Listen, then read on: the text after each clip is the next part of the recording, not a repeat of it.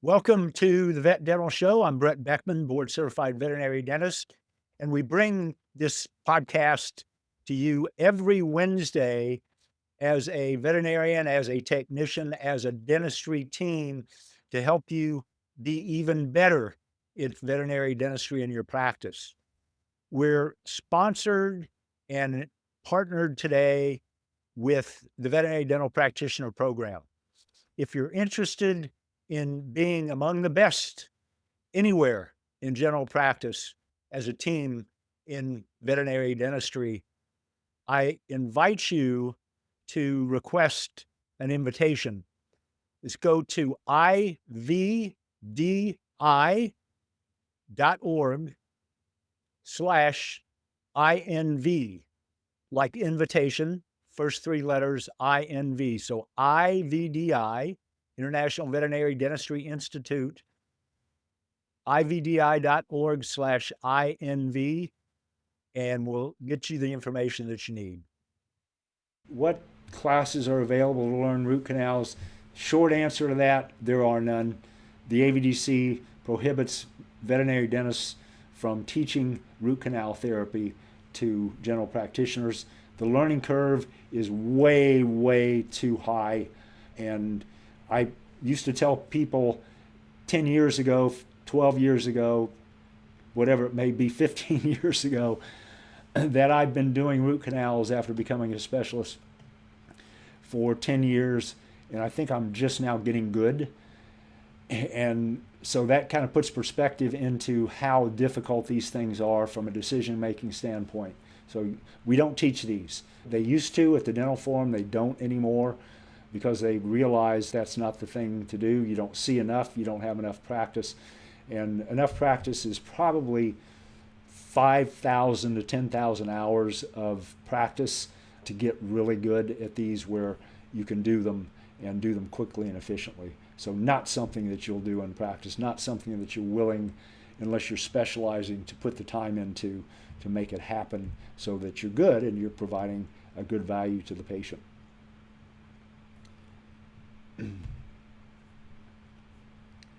Anisha, how do you convince or explain to clients the need or importance of extracting devitalized teeth or ones that are just partially extracted and the owner perceives the dog not to be in pain and they are acting normally? So that's a great question, and that comes up a lot in our courses. So client education, this is one really good example that takes all those things that you talked about and puts it into one good example. You've got a tooth that may be slightly discolored. There's no crown impingement. There's no changes in that tooth that are visible other than the color change.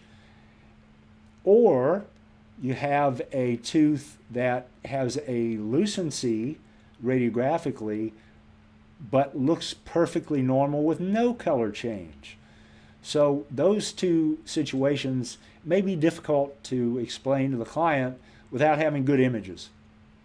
What happens when these teeth that are discolored are allowed to go for any length of time? If you don't have that patient where you've got the radiograph of the tooth that's not discolored already, so that would be for a discolored tooth in the exam room, show them what that progresses to in most instances, even if there's no pulp exposure. That discolored tooth is discolored because the pulp is dead or dying.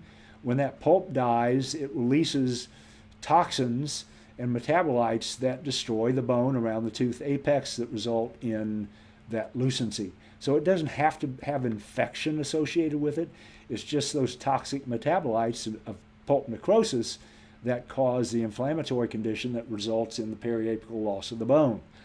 So if that's the case, then you're gonna not have a radiograph if you're talking about this in an exam room. So that's where images that have been taken previously come in handy. If you've got the radiograph and the client has declined extraction or root canal because they don't believe it's a problem, then you show it to them at discharge and let them know this is a hole in the bone that's created because the pulp's dead. that hole is not going to stay stable. It's going to get worse. It may cause a fistula eventually, although it takes years for that to develop. And in the meantime, that patient is suffering silently because that is uncomfortable, if not painful, with that bone destruction and inflammation that's going on. So hopefully that answers your question. Certainly it covers that whole scope, I hope. And so let's move on to the next question. And then Christiane, what can I advise my clients who are interested in referral for a potential root canal as what to expect as far as monitoring goes for the lifetime of the animal?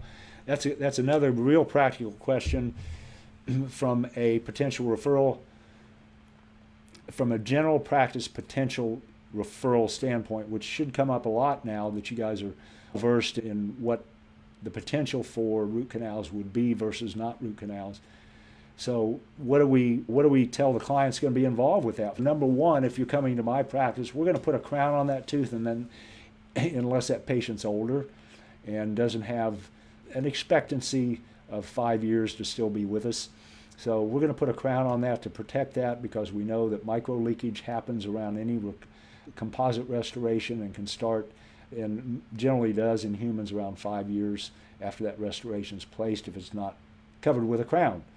So we're going to put a crown on there. So that's a 2-visit thing. So if your dentist that you're referring to places crowns, which a lot of them do, some of them don't, then that is going to be a 2-visit procedure where we do the root canal, we do the preparation for the crown with burrs, and then we make an impression, send that off to the lab, and then in 2 weeks we get the patient back. So there's going to be that recheck. And then when we get a patient back, or when you get a patient back for a routine cleaning in a year, 18 months, 6 months, whatever it may be, depending on the patient and their periodontal status, we recheck the radiograph. And in our case, we've got pretty much, I would say, 98% of the ones we follow up are going to work. There are very few that we've ever had to extract or do surgical root canals on over the years. Depends on what you look at. 92%, 93% is what the literature suggests. So there's a real good possibility there's not going to be any problems or follow-up going forward, except for routine radiographs. So that should answer your question. If there is a failure, which happens by some measure, then that's either redo the root canal, a surgical root canal, which is a whole nother ballgame and conversation, or an extraction on your end, or the referring vet, or the referring dentist, or the dentist that you refer to would be doing that. And if that's coming in to most practices, it's down the road a bit, where it's had time to develop over time, and there may be root dissolution in conjunction with that, and so extraction is usually what ends up happening with those. All right, so thanks Anisha Kumar for that. Beth Shawn had some questions the last time, and she's got a question this time. If tertiary dentin's present at the site of a fractured crown, no lucency present on radiographs, do you need to extract? So the question is, it all depends on the radiographs. If that has been sealed and it actually sealed off with tertiary dentin, but the changes had already happened deeper and the bacteria had gotten in there, or that tooth was compromised from a pulp standpoint and the trauma itself killed the tooth, then there's no reason to extract, and there's probably no reason to really follow that up, because the tertiary dentin has already come in there and healed that, and if there's no radiographic changes after that month or multiple months that it's taken for that to happen, then there's a chance that they won't. Most of the tertiary dentin we find is generalized with wear that's happened in younger patients over time, that the owners have stopped the wear behavior. Just as an aside, if there's no changes that would suggest that's a non-vital tooth, you do not need to extract. You don't want to extract. I hope you enjoyed that episode. If you'd like more information about the Veterinary Dental Practitioners Program, please submit to request an invitation, at ivdi.org/INV.